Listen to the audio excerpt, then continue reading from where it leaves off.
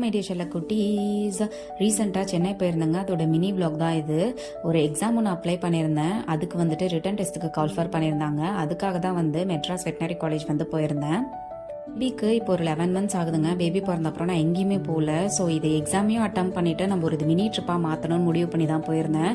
So வந்து எங்களுக்கு வந்து எக்மோர் பக்கத்தில் தாங்க எக்ஸாம் வந்து நடந்துச்சு. ஸோ அங்கே பக்கத்தில் வந்து இந்த கன்னிமரா லைப்ரரி, அப்புறமா நிறையா மியூசியம் இதெல்லாம் வச்சுருந்தாங்க.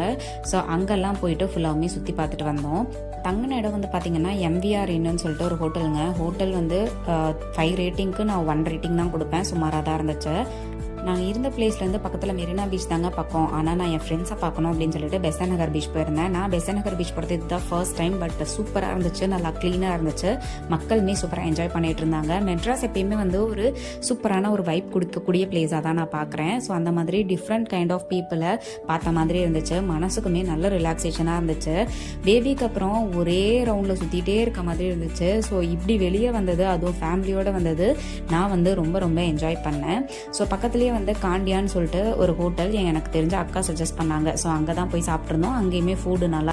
அதை முடிச்சுட்டு காஞ்சிபுரம் கிளம்பிட்டோங்க. அங்கே தெரிஞ்ச அக்கா இருக்காங்க, அவங்கள பார்க்கலான்னு சொல்லிட்டு. ஸோ அது போகிற வழியில் ஆனந்த பவன் வந்து இருந்துச்சுங்க. ஸோ அங்கே தான் ஃபுட் எடுத்திருந்தோம். அங்கேயுமே ஃபுட்டு சூப்பராக இருந்துச்சு.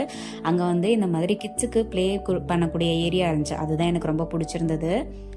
சென்னையில் ஷாப்பிங் பண்ண சுத்தமாக டைம் இல்லைங்க. அதனால் காஞ்சிபுரமில் பச்சையாப்பாஸில் போய் சரி ஞாபகார்த்தமாக ஒரு ட்ரெஸ் எடுப்போம்னு சொல்லிட்டு ஒரு ட்ரெஸ் எடுத்துகிட்டு வந்தோம். ஆனால் பச்சையாப்பாஸில் செம்ம ரேட்டுங்க. அதை முடிச்சுட்டு காஞ்சிபுரம் வந்துட்டு கோவில் போகலன்னா எப்படி அப்படின்னு சொல்லிட்டு ஏகாம்பரநாதர் கோவில் தான் போயிருந்தோம். நாங்கள் போனது வீக் டேஸ் அப்படின்றதால கூட்டம் அதிகமாக இல்லை. நல்லா சாமி தரிசனம் பார்த்துட்டு வந்தாச்சு. சாமி அப்படின்றது வந்து எனக்கு நம்பிக்கை இருக்கா இல்லையான்னு கேட்டால் அந்தளவு எனக்கு பெருசாக நாட்டம் கிடையாது.